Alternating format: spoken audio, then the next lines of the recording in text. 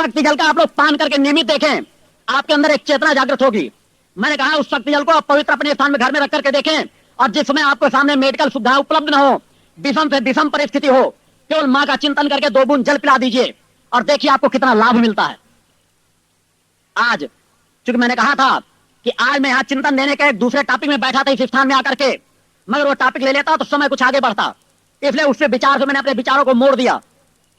क्योंकि समय मेरे पास बहुत है, मगर मैं जानता हूं आप लोगों को समय दे नहीं पाएंगे। समय के साथ आप लोगों के सामने आरती माता आदि शक्ति जगत जननी जगदम्बा की संपन्न कराऊंगा, जिन क्षणों पर आप लोगों को अलौकिक चेतना, जो मेरे क्षण होते हैं, जो एक योगी का कर्म होता है, माता आदि शक्ति जगत जननी जगदम्बा के चरणों में निवेदन करता हुआ तन्मय होकर के आप लोगों को आशीर्वाद दिलाने की क्रियाएं करूंगा, समर्पण स्तुति करूंगा। उसके बाद पुनः आप लोगों को कल के कार्यक्रम से अवगत कराऊंगा। आज मैं एक बार फिर कह रहा हूं कि मेरा चिंतन क्या है, मेरे विचार क्या हैं, सामान्य तौर पर आप समझ नहीं पाएंगे, मगर मैं आप लोगों के बीच का ही हूं, समाज के बीच पैदा हुआ हूं, समाज के बीच मैंने साधनाएं की हैं और आज भी समाज के बीच हूं और भविष्य में भी समाज के बीच रहूंगा। मगर मैं कह रहा हूं आप खोजे तलाशें, मैंने कर्म करके उसी तरह अपनी साधनाएं संपन्न की हैं, मगर जितनी साधनाएं इस अवस्था में कर चुका हूं, अगर उसकी तलाश करके देखें, उसकी आधी भी साधना यदि कोई मनुष्य कर ले, मैं प्रत्यक्ष माता आदि शक्ति जननी जगदम्बा को उनके सामने उपस्थित करके दर्शन करा सकता हूं। क्योंकि अतिशयोक्ति नहीं है, मां के दर्शन मैंने प्राप्त किए हैं। मां की प्रतिमा से पहली बार मैंने अपने हाथों से आंसू पोंछे थे, मुझे भी लगा था शायद कहीं अतिशयोक्ति ना हो। मैंने 1000 बार अपने शरीर में चूटियां काटी थी जब पहली बार मैंने मां की प्रतिमा से आंसू बहते हुए देखे थे। कुछ ऐसी घटनाएं मेरे जीवन की घटित थी कि मैं बिलख उठाता, साधनाओं से तड़प उठाता और मां की प्रतिमा से आंसू पोंछने लगा था, आंसू की धार बहने बहते देखा था। पहली घटना थी इस जीवन की। और उसके बाद अनेकों साधनाएं संपन्न करके जो कुछ मैंने प्राप्त किया, उस समय के साथ आपको अवगत होता रहेगा। मैंने कहा है कि यह ऐसा मार्ग है जो शब्दों से व्यक्त नहीं किया जा सकता, इस मार्ग को कुछ कह करके व्यक्त नहीं किया जा सकता, इस मार्ग को तो केवल शांत से अनुभव किया जा सकता है। आप यदि मेरे चिंतनों का अनुभव करना चाहते हैं तो अपने घर में केवल एकांत बैठ करके केवल ध्यान दे लीजिएगा कि आपके व्यवहारिक क्षेत्र में जो छोटा सा व्यक्ति आया था, छोटा सा मां का भक्त आया था, उसके अंदर क्या सामर्थ्य है या नहीं। आपको मार्ग अवश्य मिलेगा, आपको स्वप्न के माध्यम से या किसी न किसी माध्यम से संकेत अवश्य मिलेंगे। करके देखें, अनुभव करके देखें। क्योंकि मैंने कहा मेरे चेतना के माध्यम से कार्य चलते रहते हैं। शहडोल में रह करके भी मैं 2-2 महीने हो जाता है गेट के बाहर नहीं निकल पाता। दिन रात मां के साधना में कल भी रत था, आज भी रत हूं और भविष्य में भी रत रहूंगा। मुझे जरूरत है आप लोगों की भावनाओं की। अगर चिंतन विचार मिले तो मैंने कहा है कि मां के उस आसन स्थान का मैं ये तो नहीं कह सकता, क्योंकि दिव्य स्थल और तपो स्थल के बारे में कह सकता हूं, वह दुनिया के विश्व के लोगों को खींचने में सामर्थ होगा। और कितने करोड़ों का वो आश्रम बनेगा, यह भी आप लोगों की और मेरी कल्पना के बाहर की बात है। मैं आप लोगों के क्षेत्र में कुछ देने आया हूं। मैंने कहा है अगर राजनीतिक संगठन की एक अलग पार्टी बन जाती तो क्षेत्र के हजारों लोग दौड़ पड़ते हैं उसमें अपना पदाधिकारी बनने के लिए। मैं मां का स्थान यहां देने का निर्णय लेकर के आया हूं, इस स्थान को चयन करने का निर्णय लेकर के आया हूं। मुझे पदाधिकारी उनकी जरूरत तो नहीं है, मगर आप लोगों की भावनाओं की जरूरत है, सभी संगठनों की जरूरत है। अगर वह हिंदुत्व की शक्तियों में विश्वास रखते हो, क्योंकि मैंने कहा है हिंदुत्व में उस बात से नहीं कह रहा हूं, मैं सभी धर्मों को लेकर के चलता हूं। क्योंकि मगर कहते हैं जिस तरह जननी को नकारा नहीं जा सकता, मां ने मुझे वह मार्ग दिया है कि जिस मार्ग से मैं सबको समेट सकता हूं, सभी धर्मों को समेट सकता हूं, वह मार्ग मां ने मुझे दिया है। उस मां का मार्ग हिंदुत्व की उन शक्तियों साधनाओं को मैंने पकड़ा है जिनमें मैंने सब कुछ प्राप्त किया है। अगर आज इस्लाम ने मुझे कोई ऐसी साधना दे देता है कि इसके द्वारा आप इससे भी ज्यादा प्राप्त कर सकते हैं, मैं 1 मिनट में उनके चरणों में पकड़ करके उनको भी प्राप्त करने का प्रयास कर लूंगा। मगर आज जो मेरे पास है मैं उसके बल पर कहता हूं कि कोई ना कोई कारण तो होगा जो आज हिंदू ये कहते हैं कि ईसाई ईसाई बनाते चले जा रहे हैं। मैं कह रहा हूं क्या कारण है कि मेरे पास कोई धन बल जनबल नहीं है, मगर इस्लाम धर्म के लोग भी मेरे शिष्य बन रहे हैं।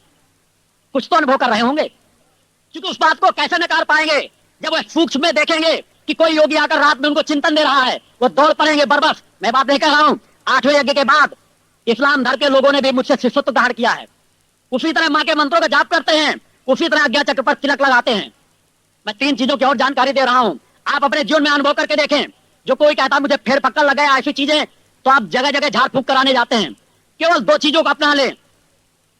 अपने आज्ञा चक्र पर लाल कुमकुम का तिलक लगाने लगे और अपने घरों में लाल मां का ध्वज टंगवा दीजिए।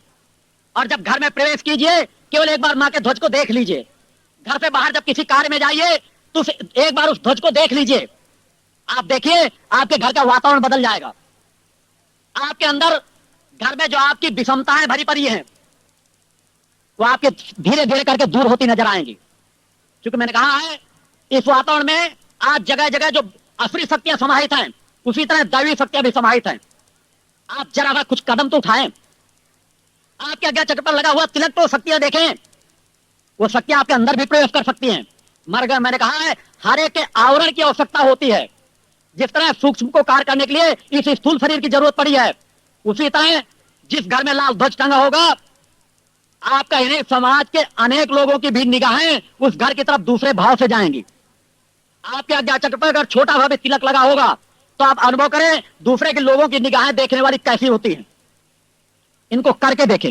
ये छोटे छोटे नुस्खे नहीं है, प्रमाणित 2 कदम सत्य की तरफ चलने के मार्ग हैं। उनमें चल करके देखें, अनुभव करें आपको क्या मिलता है। आपको झाड़ फूंक कराने जाने की जरूरत नहीं है। केवल ध्वज टांग दीजिए, आज्ञा चक्र पर तिलक लगाइए और मां का ध्वज, कोई बात पड़ जाए तो केवल मां का ध्वज, वही अपने घर में अगर कोई अचानक बीमार पड़ जाए उसको स्पर्श करा के देखिए आपको लाभ मिलता है कि नहीं मिलता। प्रकृति तो आपको लाभ देने के लिए तैयार बैठी है। मां तो आपको अपनी तरफ खींचना चाहती है। कोई मां नहीं चाहती कोई बेटा मुझसे दूर चला जाए। आप उसको याद तो करें, आपको स्मरण तो करें। 2 कदम उसकी तरफ चले तो आप भले मंत्र ना बोलना जानते हो, आप भले चाहे कोई भाषा ना जानते हो, क्योंकि धर्म किसी एक भाषा की बपौती नहीं है। धर्म प्रेम की बपौती है, शक्ति प्रेम की बपौती है। निश्चित हम प्रेम के बल पर सबको अपने सामने खींच सकते हैं। उसी प्रेम को अपनाने की जरूरत है और उसी प्रेम भाव से मैंने कहा है कि चिंतन में जो कुछ देने आया था समय अभाव के अनुसार वो नहीं दे सका, क्योंकि वह टॉपिक अगर खींचता तो मैंने चाहा था 2.5 घंटे लगभग चलने का। मैं आप लोगों ने जो समय दिया है, जो मैंने कहा है व्यवहारिकता मुझे इन चंद लोगों से ही मिल रही है और ये चंद लोग मिलकर के तन्मय होकर के, चूंकि यहां जिसलिए मैंने उपस्थित किया है, अगर आज की आरती चूंकि जो क्षण आप व्यतीत कर रहे हो तो आप गुजर ही रहे हैं, आप केवल आरती तन्मय होकर के कर लीजिए। उस आरती में आप अपने आप को एकाग्र करके देखिए। एक एक शब्द जो आप कहें हृदय से और प्रेम भाव से निकलें और आप देखिए आज की आरती आपको कितनी सार्थक होगी। आज का इस समर्पण स्तुति आपकी कितनी सार्थक होगी। आपको अपने आप को एकाग्र करने की जरूरत है। और मैंने वही कहा है कि धर्म की नाव पलटी हुई है। मां के सहारे को पकड़ने की जरूरत है जिससे आप पार हो सकें। उन चेतना पुरुषों को पकड़ने की जरूरत है। समाज में अनेकों फैले पड़े हैं जो तैरने की क्रिया जानते हो, जो आपको भी तैरा कर पार ले जा सके। आपको वो भी नहीं मिल पा रहा है तो प्रकृति सत्ता तो हर कण कण में मौजूद है। आपको कोई मार्ग न मिल रहा हो, कोई ज्ञानी पुरुष न मिल रहे हो, आप मां की उपासना करना प्रारंभ कर दीजिए। मां आपको मार्ग बतला देगी। क्योंकि जब एक मां ही आपको बताती है कि आपका पिता कौन है तो ये मां भी आपको बता देगी कि आपका गुरु कौन है, आपका मार्गदर्शक कौन है। क्योंकि कोई ऐसे अपने आप कोई बेटा इतना सामर्थ्यवान नहीं है जो एक कह दे कि मेरा पिता फला है। यह केवल संबोधन मां ही पर बताती है। मां ही जानती है बेटे का पिता कौन है, मां ही परिचय कराती है बेटे से पिता का। और ये मां भी मैं कह रहा हूं, आप परेशान मत हो। कोई जो अनेकों लोग सोचते हमारे कौन गुरु होंगे क्या होंगे, ये मां जन जन की गुरु है, जन जन की मां है, जन जन की जननी है। इस मां के चरणों में 2 अगरबत्ती लगाना सीख लीजिए। आज जो आरती करा रहा हूं केवल ये आरती करना सीख लीजिए। आपको अपने गुरु अपने आप मिल जाएंगे, अपने आप मार्ग मिल जाएगा। उसी प्रकार सत्ता की मैं आपको अपने साथ लेता हुआ आरती संपन्न कराने जा रहा हूं। कार्यकर्ता जो आरती करने वाले हों तुरंत आरती प्रज्वलित करके तैयार हो जाएं। आरती हम आप सभी तन्मय होकर के करेंगे। इसके बाद आप लोग प्रसाद आरती लेकर के इस स्थान से जाएं। मैं कह रहा हूं आपका चाहे जितना जरूरी कार्य होगा, क्योंकि जब मैं यहां आता हूं आप अनुभव कर लें, बड़ा बड़ा आप कार्य छोड़ करके आए हो, घर में अकेले किसी को छोड़ करके आए हो, बगैर ताला लगाए घर को छोड़ करके चले आए होंगे, आपका कुछ नुकसान नहीं होगा। आप एक एक क्षण गुजारें मां की पूर्ण तन्मय होकर के प्रेम भाव से, पूर्ण एकाग्र होकर के आरती करेंगे, उनका स्मरण करेंगे और देखिएगा उस आरती में सभी देवी देवताओं की एक साथ आरती हो जाती है। आप ये न कहें कि गुरुजी आकर के या सतपुत्र आकर के अपनी माता की आरती करा रहे हैं, हम तो कृष्ण के उपासक है, राम के उपासक है। मैं कह रहा हूं आपको अगर ज्ञान होगा जरा सा भी धर्म की एबीसीडी का भी, तो जहां मां की आरती होती है वहां सभी देवी देवता ऋषि मुनि हाथ जोड़कर खड़े रहते हैं, एक साथ सभी की आरती हो जाती है। हमें भी वही आरती करना है, एकाग्र होकर के उस प्रकार सत्ता का स्मरण करते हुए अपने अपने स्थान पर बैठ करके ही। क्योंकि मैंने कहा है आपके विचार खड़े होने चाहिए, आपके चिंतन खड़े होने चाहिए, आप भले बैठे रहें। क्योंकि मान लीजिए कोई अपाहिज है तो क्या वो मां की आरती नहीं कर सकता? आप खड़े होकर उतने एकाग्र नहीं हो सकते जितना बैठ करके एकाग्र हो सकते हैं। बैठ करके ही ध्यान लगाया जाता है, वही ध्यान करके आप मां की आरती करेंगे। बोले एकदम माते की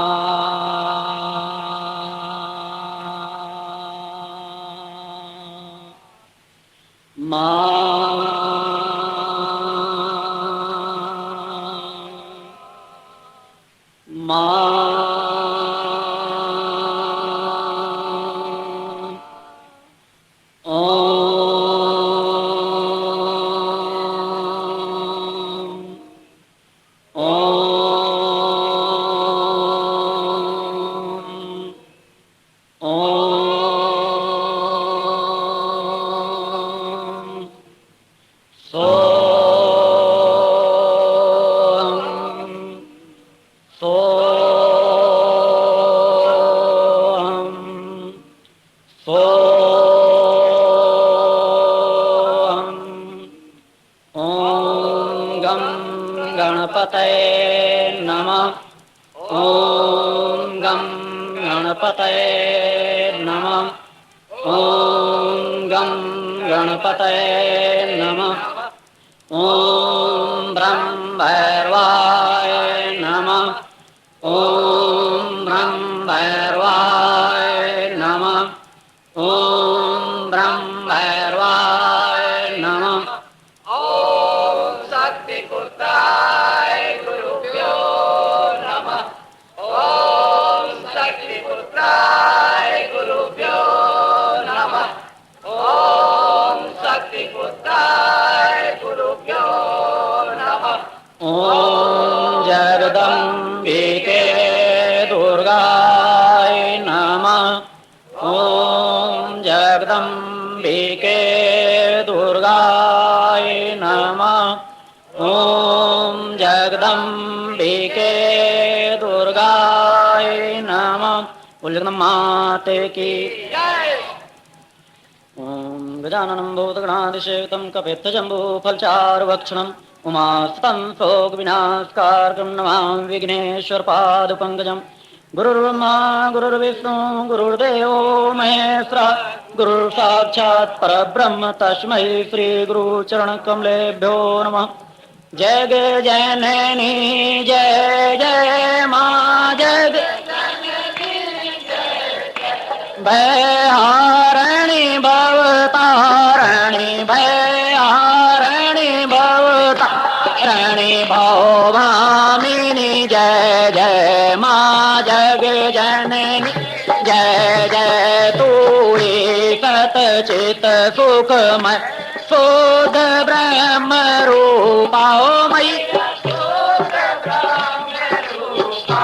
सत्य सनातन सुंदर सत्य सनातन सुंदर पर शिव सुर भूपा मां जग जननी जय जय आदि अनादि अनामय अविचल अविनाशी ओ मयि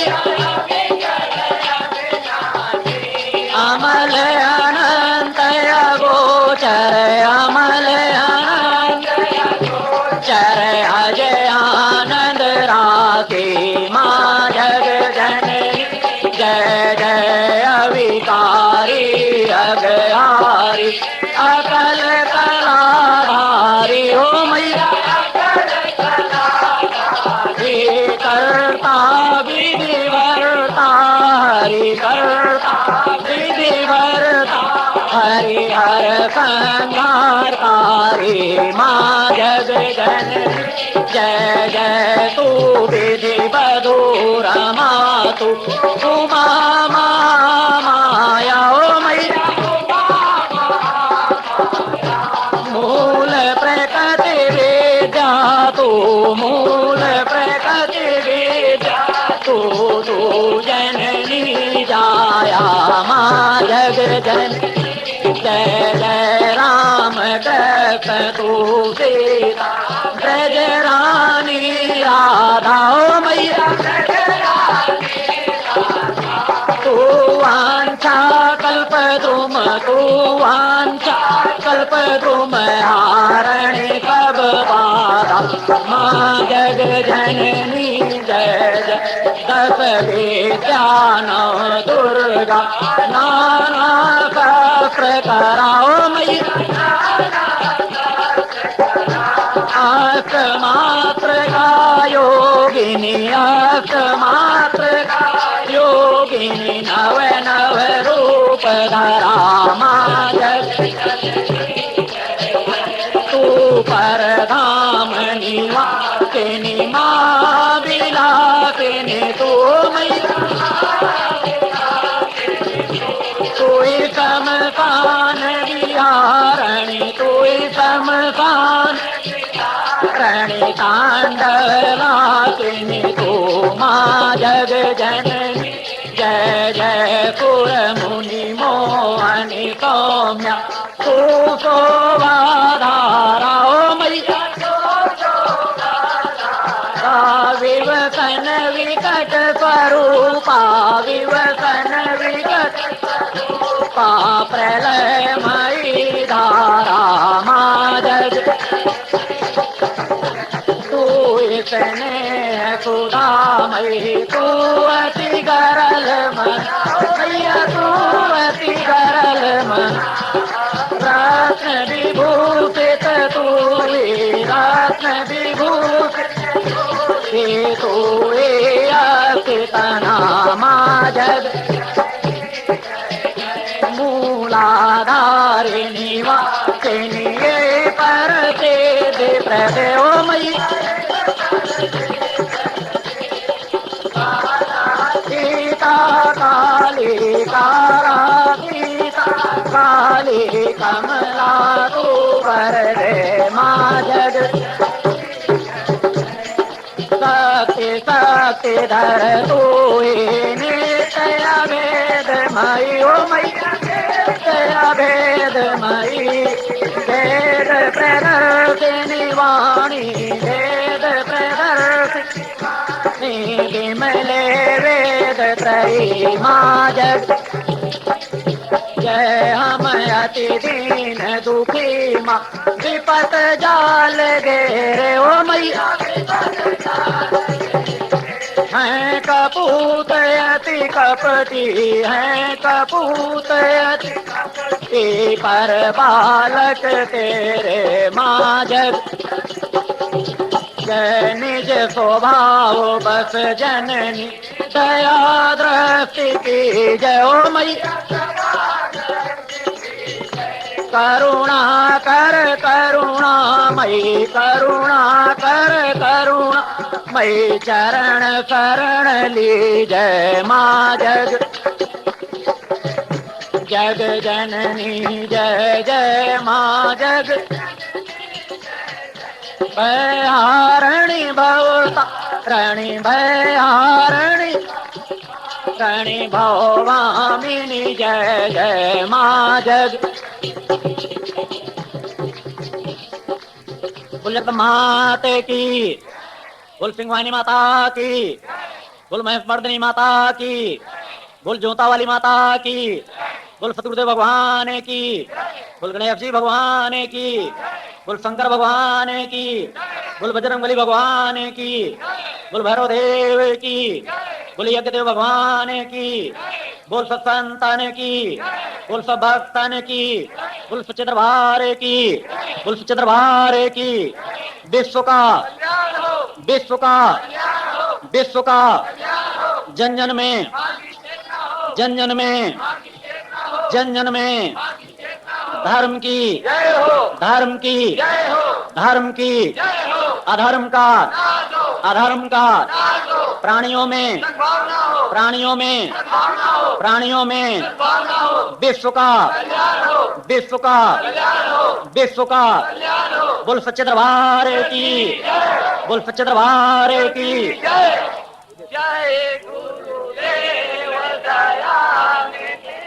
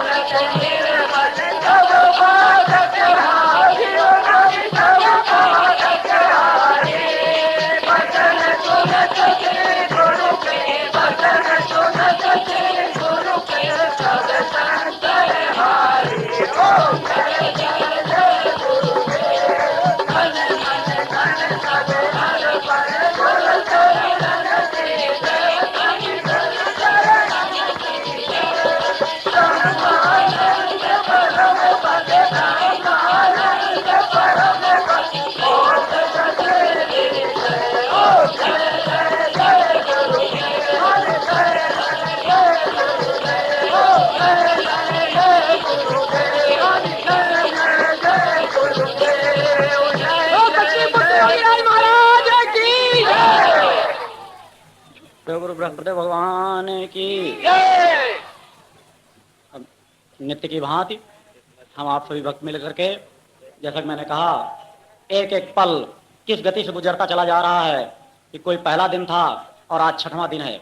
जो अंतिम क्षण समर्पण स्तुति के हमारे मिले हैं, जब हम आप सभी मिल करके माता आदि सत्य जगत जननी जगदम्बा ममतामयी माँ के चरणों पर अपनी समर्पण स्तुति करेंगे, पूर्ण निवेदन करते हुए कि माँ हमारी त्रुटियों को क्षमा करते हुए, हम आपके पुत्र हैं, आपके शिशु हैं, अज्ञानी हैं, अनजान हैं, अबोध हैं। हे माँ, आप माँ हैं और हम आपके पुत्र हैं। इसी भाव से प्रसन्न होते हुए हमारी इस समर्पण स्तुति को स्वीकार करते हुए हमें अपना पूर्ण आशीर्वाद प्रदान करें। अब सौंप दिया इस जीवन का सब भार तुम्हारे हाथों में, सब भार तुम्हारे हाथों में है, जीत तुम्हारे हाथों में और हार तुम्हारे हाथों में और हार तुम्हारे हाथों में। अब सौंप दिया इस जीवन का सब भार तुम्हारे हाथों में, सब भार तुम्हारे में मेरा निश्चय है बस एक बार तुम्हें पा जाऊं मैं, एक बार तुम्हें पा जाऊं मैं, अर्पण कर दूं दुनिया भर का सब प्यार तुम्हारे हाथों में, सब प्यार तुम्हारे हाथों में अब सौंप दिया इस जीवन का सब भार तुम्हारे हाथों में, सब भार तुम्हारे हाथों में, जो जग में रहूं तो वैसे